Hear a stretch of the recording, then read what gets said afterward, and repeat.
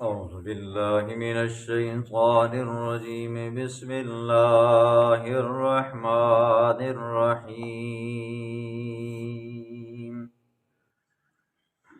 والذاريات ذروا فالحاملات وقرا فالجاريات يسرا صدق الله العظيم۔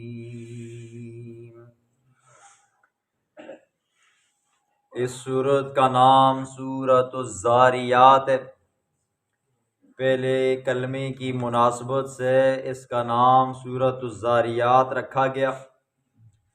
اس سورت کا پچھلی سورت کے ساتھ ربط یہ ہے، سورۃ قاف میں اللہ رب العزت نے فرمایا کہ مرنے کے بعد تمہیں دوبارہ اٹھایا جائے گا۔ اب سورۃ ذاریات میں فرمایا کہ صرف اٹھایا نہیں جائے گا، ساتھ میں جزا اور سزا بھی ہوگی۔ دنیا میں نیک اعمال کیے ان کا بدلہ آپ کو دیا جائے گا، برے اعمال کیے تو اس پر آپ کو سزا بھی دی جائے گی۔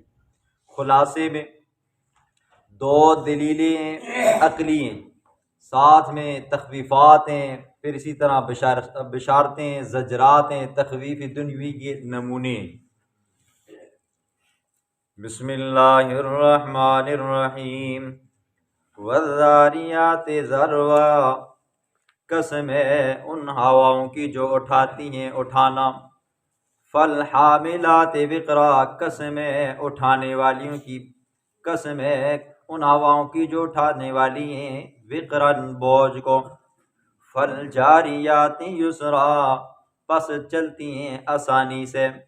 فالمقسمات امرا، پس تقسیم کرتی ہیں معاملے کو۔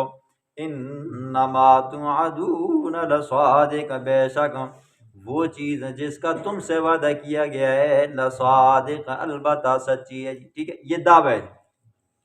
وَإِنَّ الدِّينَ لَوَاقِعٌ، بے شک بدلے کا دن لواقع، البتہ واقع ہونے والا ہے، آ کر رہے گا۔ وَالسَّمَاءِ ذَاتِ الْحُبُكِ، قسم ہے آسمان کی ذات الحبک جو راستوں والا ہے۔ انکم لفی قول مختلف، بے شک تم لفی قول مختلف، البتہ مختلف باتوں میں ہو۔ ٹھیک ہے، کیا مراد ہے جی؟ تین تفسیریں۔ قول مختلف سے مراد قرآن پاک ہے جی۔ کیوں؟ کچھ لوگوں نے اس کو کہانت کہا، کچھ لوگوں نے اس کو جادو کہا، کچھ لوگوں نے اس کو افتراء کہا جی۔ اور ایک تفسیر یہ ہے کہ قول مختلف سے مراد پیغمبر علیہ السلام کی ہے۔ کچھ لوگوں نے حضور صلی اللہ علیہ وسلم کو جادوگر کہا، کچھ لوگوں نے حضور صلی اللہ علیہ وسلم کو مجنون کہا، کچھ لوگوں نے پیغمبر علیہ السلام کو مفتری کہا۔ اور ایک تفسیر یہ کی گئی ہے کہ قول مختلف سے مراد کیا ہے جی؟ قیامت ہے۔ کچھ لوگ قیامت کے منکر ہیں جی، کچھ قیامت کے قائل ہیں۔ جو قائل ہیں ان میں اہل سنت بھی ہیں اور عیسائی بھی ہیں۔ اہل سنت والجماعت یعنی کہ مسلمان وہ کہتے ہیں قیامت والے دن اسی جسم کے ساتھ دوبارہ اٹھایا جائے گا۔ عیسائی کہتے ہیں نہیں، اسی طور پر اٹھایا جائے گا۔ جس طرح خواب ہوتی ہے نا، بندہ خود یہاں پہ پڑا ہوتا ہے اور خواب کے اندر وہ جاتا ہے جی باہر، کراچی، سعودیہ، امریکہ وغیرہ گھوم پھر کر آ جاتا ہے، تو وہ کہتے ہیں نہیں، وہ اس طرح کے قیامت کے وہ اس طرح قائل ہیں، جبکہ اہل سنت والجماعت یعنی کہ مسلمان اس بات پر اس طرح قائل ہیں کہ انسان کو قیامت والے دن انہی جسم کے ساتھ، انہی اعضاء کے ساتھ اٹھایا جائے گا۔ یؤفک عنہ من افک، پھیرا جاتا ہے اس سے من افک، جس کو پھیرا گیا۔ جس بندے کو خیر اور بھلائیوں سے پھیر دیا گیا، سیدھے راستے سے ہٹا دیا گیا، پھر وہ الٹی راستے پر چلتا ہے۔ قتل الخراسون، ہلاک کیے گئے اٹکل سے باتیں کرنے والے، اندازے سے باتیں کرنے والے قیامت کے حق میں۔ الذین هم فی غمرۃ ساہون، وہ لوگ ہم فی غمرۃ ساہون، غفلت میں پڑے ہوئے ہیں۔ یسألون ایان یوم الدین، بطور استہزاء کے، بطور تکبر اور غرور کے سوال کرتے ہیں، ایان یوم الدین، کب ہوگا بدلے کا دن۔ ٹھیک ہے، آج تم ہمیں کہتے ہو کہ بھئی ہم قیامت والے دن یہ ہوگا، تمہیں اٹھایا جائے گا، جزا ہوگی، سزا ہوگی، تو کہتے ہیں نا کدے آسی ہو جا رہا وہ دن۔ یوم ہم علی النار یفترون، جس دن وہ آگ کے کنارے پر کھڑی کیے جائیں گے، آزمائے جائیں گے۔ ذوقوا فتنتکم، کہا جائے گا چکھو فتنتکم، اپنی شرارت کا بدلہ، اپنی آزمائش کا بدلہ۔ ھذا الذی کنتم بہ تستعجلون، یہ وہ چیز ہے جس کو تم جلدی مانگا کرتے تھے۔ ٹھیک ہے، فتنے سے مراد شرک ہے۔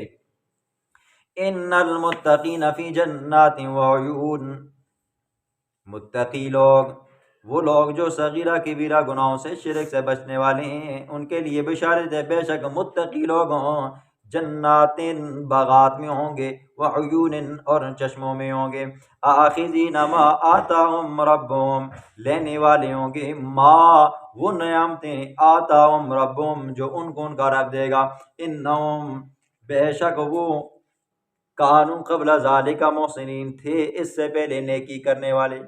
جنتیوں کی صفت کیا بیان فرمائی اللہ نے کہ جنت کا جانے کا سبب کیا ہے؟ وہ دنیا میں احسان کیا کرتے تھے، دنیا میں نیکیاں کیا کرتے تھے، ظلم نہیں کرتے تھے۔ نمبر 2، کانوا قلیلا من اللیل ما یہجعون، اور وہ راتوں کو اٹھ کر تہجد بھی پڑھا کرتے تھے، راتوں کو کم سویا کرتے تھے، فرض نماز کے علاوہ نفل نماز بھی پڑھا کرتے تھے۔ وَبِالْأَسْحَارِ هُمْ يَسْتَغْفِرُونَ، اور سحری کے وقت وہ استغفار کیا کرتے تھے، اللہ سے بخشش کی دعا مانگا کرتے تھے۔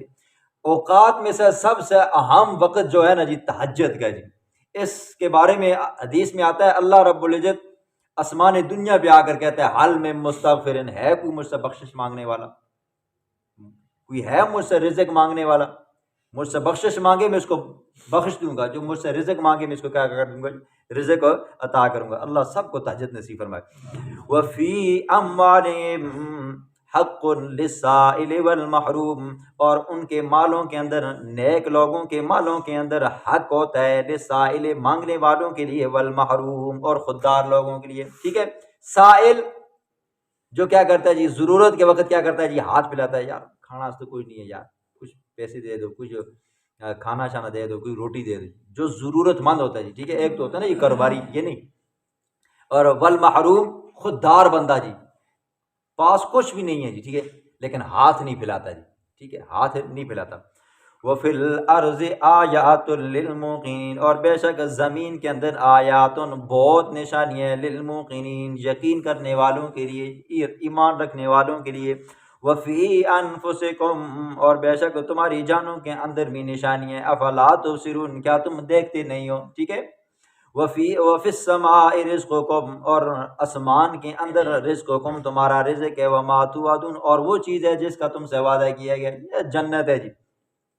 فَوَرَبِّ السَّمَاءِ وَالْأَرْضِ، قسم ہے آسمان کے رب کی، والارض اور زمین کے رب کی، انہو بے شک وہ حشر قیامت، لحق البتہ سچ ہے، مثل ما انکم تنطقون، جیسا کہ تم آپس میں بولتے ہو، جس طرح ہم آپس میں ایک دوسرے کے ساتھ باتیں کرتے ہیں نا جی، ہمیں یقینی ہے جی، آپ کی آواز مجھے آ رہی ہے، میری آواز آپ کو جا رہی ہے، ٹھیک ہے، تو اس طرح کیا جی، جنت بھی کیا جی، یقینی ہے، محشر کا میدان بھی کیا جی، یقینی ہے۔